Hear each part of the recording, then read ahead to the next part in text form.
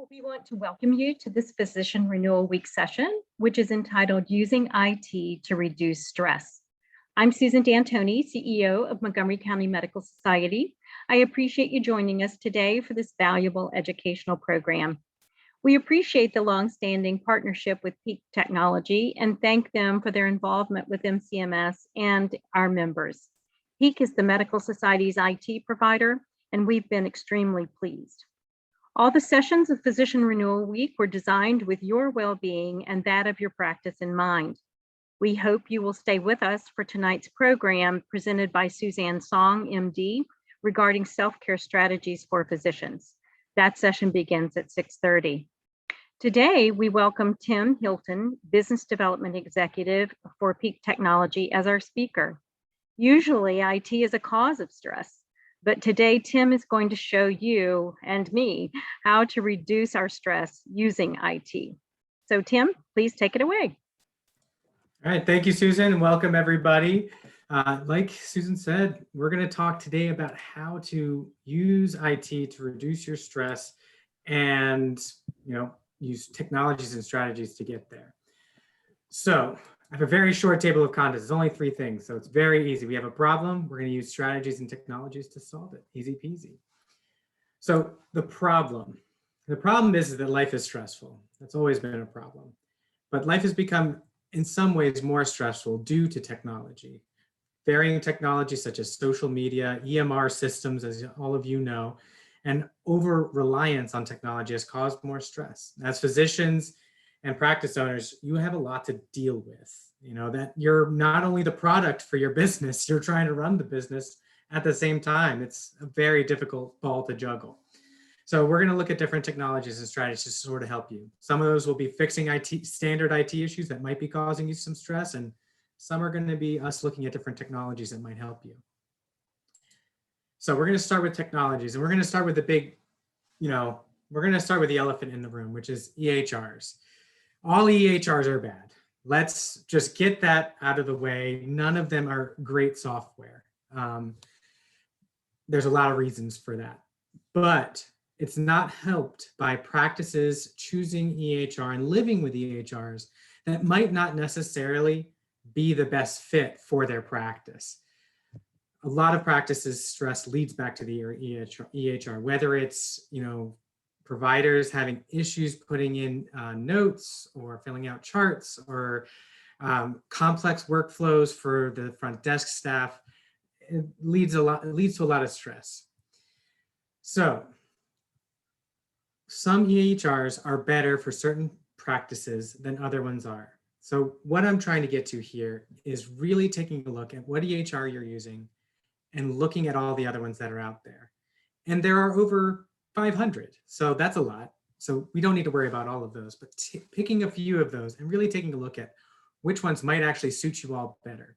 And doing that on a regular basis, and not every month, not every year, maybe every couple of years, just taking a look at what's out there and being proactive about it can be extremely helpful. We've had some practices that were on EMRs that just went out of support because nobody else was using them, and they've moved to new EMRs, and it's increased their quality of life exponentially because they were able to not only get a new EMR in place that is supported, but also they really got to sit down and think, do we actually need this workflow? Do we need this like this? Or we're starting from scratch. Let's go ahead and just make this the way we really want it to be. All right. The next one is patient engagement. So more and more practices are having a hard time reaching their patients and communicating with them. So some technologies that will help and some strategies that will help here is that consistency is key. Getting into social media or email, you need to do it regularly. So with that, there are a lot of ways that you can automate it, whether it's through your website developer or your EMR, both of which most of the major players are going to have those integrations in place that you can lean on. So really reaching out to the technology that you already have here can be of enormous help. We have seen some practices utilize what's called a CRM system. It's normally done, it's what I use on a day-to-day basis. It's a customer management system. like HubSpot or Salesforce, which I'm sure most of you have heard of in passing at least, to do this. And you can set automations, you can set email reminders, all of those things. But having those so you don't have to remember it is a really big help, especially for larger practices. Having that CRM system might be just what you need. But first, check with your EMR and see if they have integrations that will allow you to do that. And also check with your website provider. So next is internal communication. One of the second after EMR, one of the major stressors that we hear about, not necessarily from providers, but from providers as well, in practices is internal communication.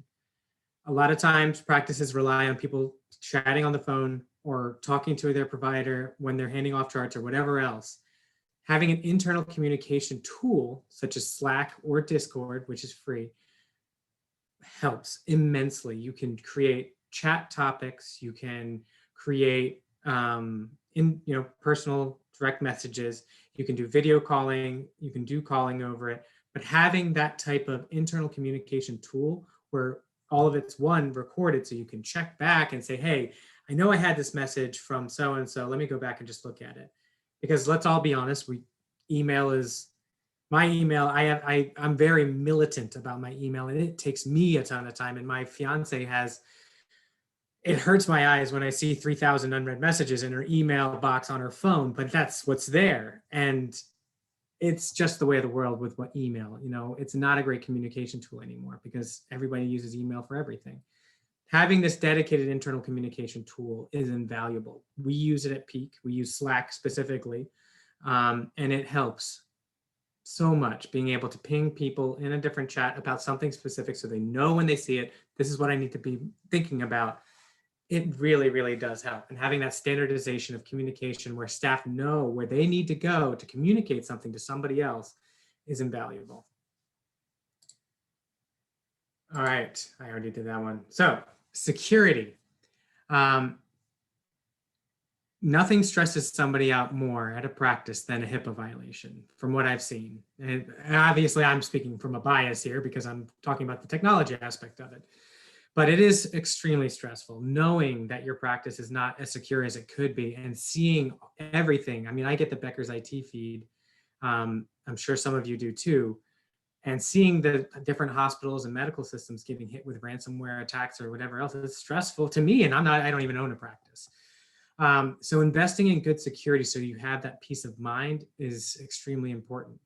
The first steps is making sure that at every location, having a firewall and security at your main locations is very important. That way you can set up VPN so people working remote have security.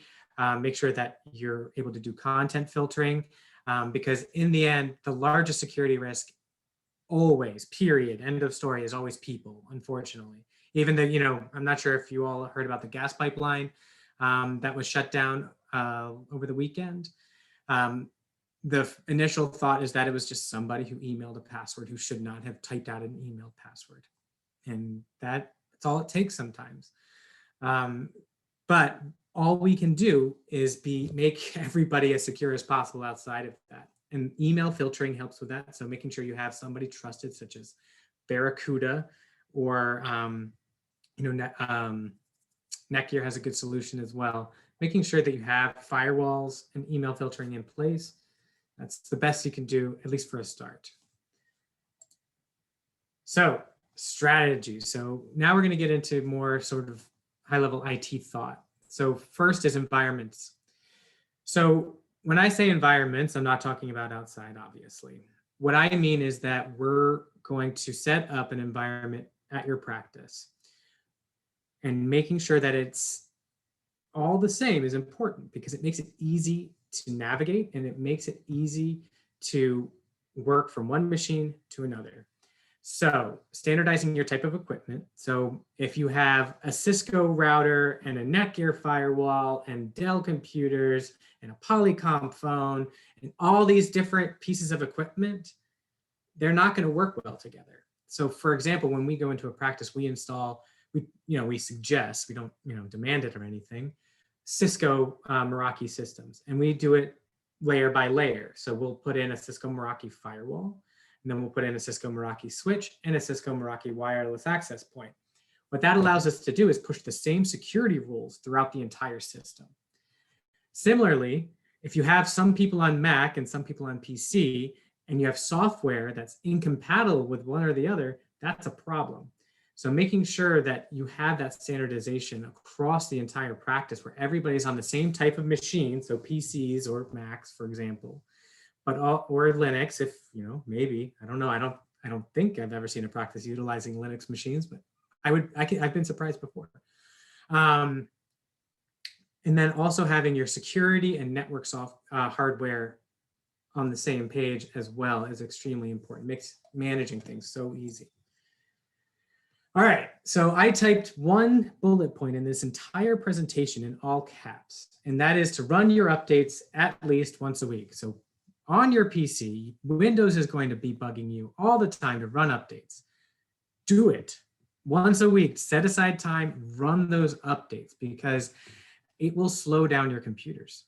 All of your PCs rely on those as maintenance cycles so that they can update their firmware, update their software, and make sure that they are good to go. If you don't, your PC will start to run slowly, very slowly. We went into a practice not too long ago, and some of their PCs hadn't been updated in over a year. Immediately after we got done, and it took a while to run all those updates, mind you, it took a long time. But once all those were done, it was night and day. They were much faster because they've been optimized at that point. Now, if you have software that is installed on your PC, making sure those are up to date is important. Most of the time that will be automatic, but sometimes it's not. So, having somebody with the responsibility of, hey, make sure that Zeiss is updated for any of you Opto people. That can sometimes, really make a difference. Now, if you have machines with extra hardware, so not your bog standard PC that you got from Dell or, that's one in a million of all other Dells.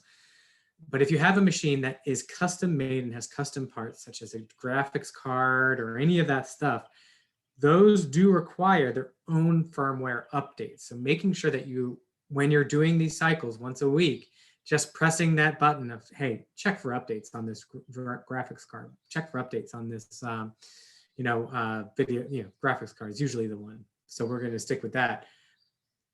Making sure you do that is vital. So set a reminder once a week, or have somebody at the practice have a reminder once a week to do that. If you have IT in-house or outsourced, they should be doing this for you. If they're not, then you can come talk to me and I will do this for you.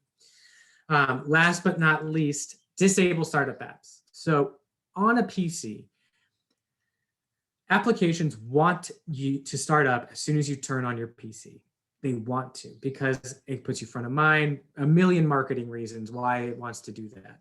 You do not want that to happen on your PC, because it slows down your PC, because as you boot up, it is a very, very data intensive process already. So going into Windows and disabling your startup applications will really help, especially with starting up and shutting down PCs. And all you gotta do is go into that little search bar that you see at the bottom of your screen right now, and clicking there and typing in disable startup. And you should have it pop up there and go from there. Easy peasy. So I do have a question here. So wasn't the SolarWinds update the source of the attack? I understand we should do updates, but how do we protect from something like this? So SolarWinds specifically was an update to the software, but it was triggered by that update. What they believe, and it's still not 100% clear, is that those vulnerabilities have been put in before that update, and the update is what triggered it. There is, unfortunately, not really a good way to deal with that. Sometimes the bad guys just win, and it is super unfortunate. But we can do everything in our power to make sure that we do everything right. And sometimes bad stuff happens, just like, I'm sure you all are used to. I am a pretty healthy person, but if I fall off my bike and break my leg, bad stuff happens. And it's just what we have to deal with, unfortunately. So content filtering. This is a big one. Content filtering is something that you can do when you have a firewall put in place, or there's other ways of doing it, but we're going to talk about specifically firewalls. And it allows you to block certain websites. Social media has been shown to actually raise stress levels versus, be a relaxing thing that people do. Whether it's people arguing politics or people, reading an opinion that they disagree with, it really seems to upset people. And I don't know how much time you all spend on Facebook or any of the other ones, but yeah, they get really angry. But studies have been done and they've shown that social media does raise stress levels. So having that turned off at work, while it may seem like it's a bad thing to do and people will get upset at you, they will get upset at you for maybe a couple of weeks and then they're just going to go do it on their phone anyway.